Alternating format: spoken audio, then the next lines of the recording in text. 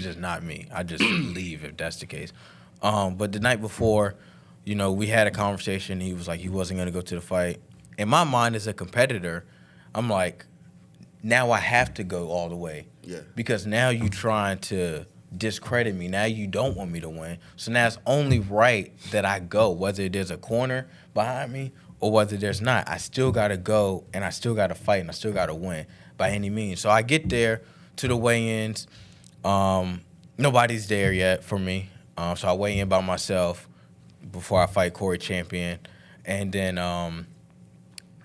that day, I still have no corner. I don't have no corner yet. I'm in the locker room. I'm thinking that, I'm just gonna go by myself, and I'm like, all right, look, man. In my mind, this is what I'm telling myself.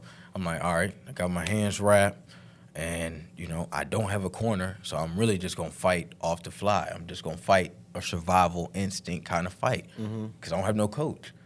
This is how I'm going off. And to people who say, well, that's not true, I've been telling the same story. And I don't lie.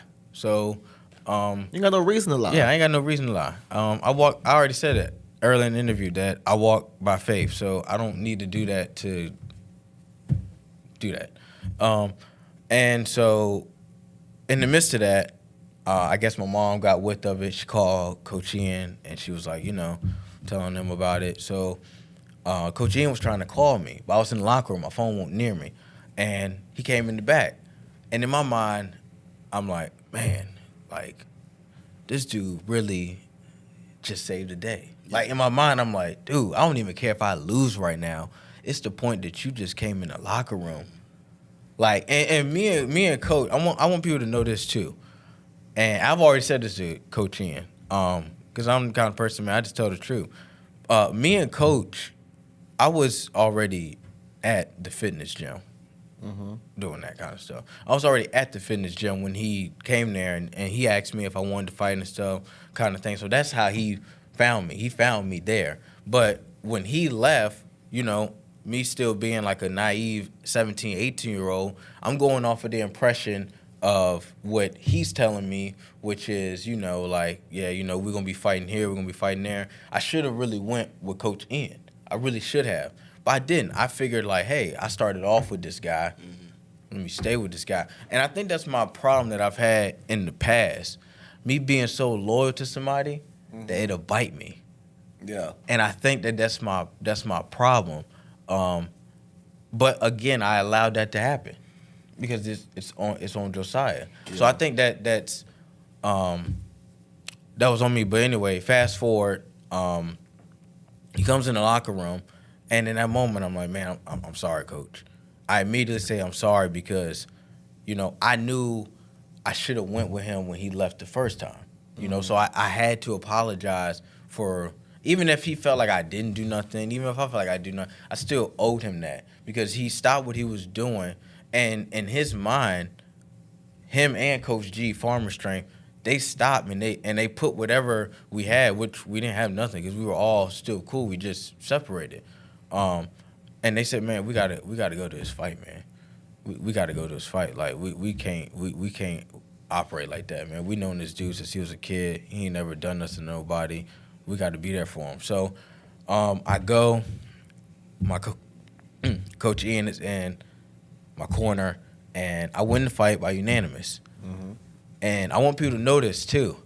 I know that destroyed y'all over there at the gym. I know it did because I know y'all were probably like, man, he done really jumped over hurdles. But I think people forget I done been through worse things in life. People just don't know it because I only tell people 50% of my life. So I really done been through worse things. That was just one obstacle that I didn't know that I had to, jump over.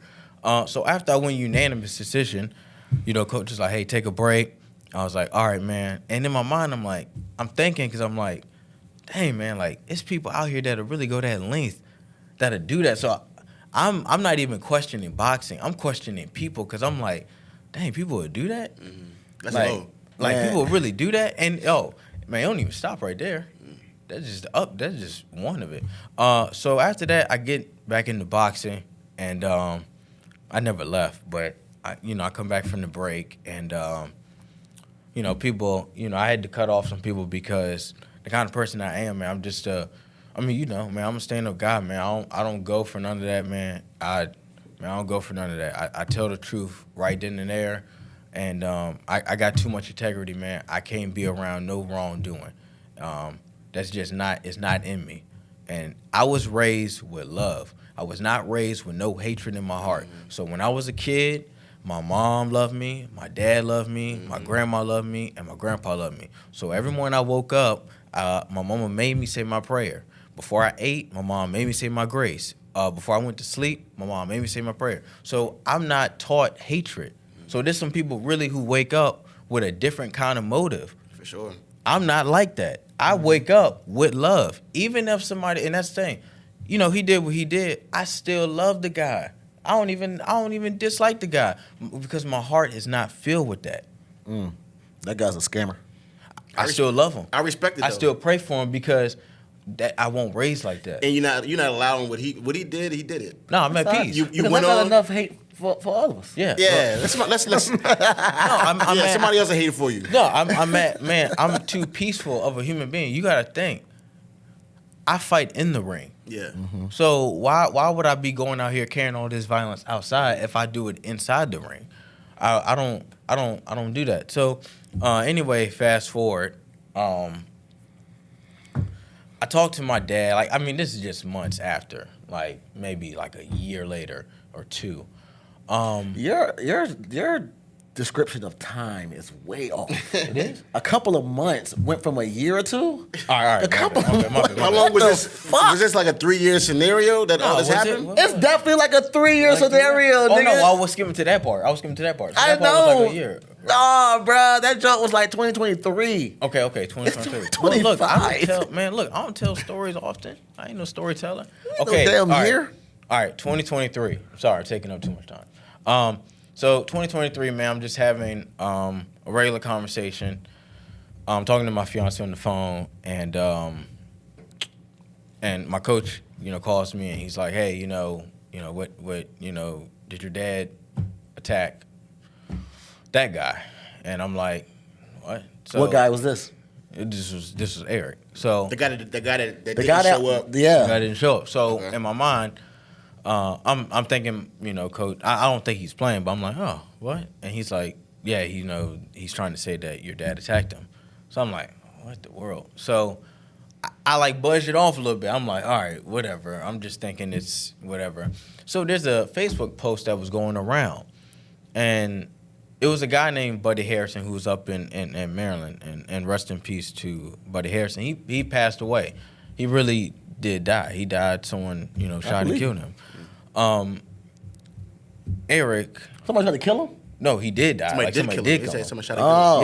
Yeah. So Eric went on Facebook, and there was a picture of him and the guy Buddy, and he put, man, it's been over a year since my friend Buddy has passed away. I almost had the same attack happen to me, but luckily I survived. This attack almost happened from a fighter that I used to train, who I love like a son, and his cowardly father did the attack. And I just want to say this too. I'm nobody's son. I was never meant to play the son. I'm Josiah Giles. Bitch ass nigga. I was never meant to play the son. Like, I'm my own person. So I feel like when somebody tried to son me, I feel like that is kind of disrespect, but that's not, I wasn't meant to play that role. So anyway, I look at it and I'm like, what in the world? And I immediately, when it happened, I immediately knew it was a lie. Because I know my dad's character. My dad 40-something years old. He's out here fighting and carrying on, attacking people. Why? Why would he inherit something that I got? Yeah.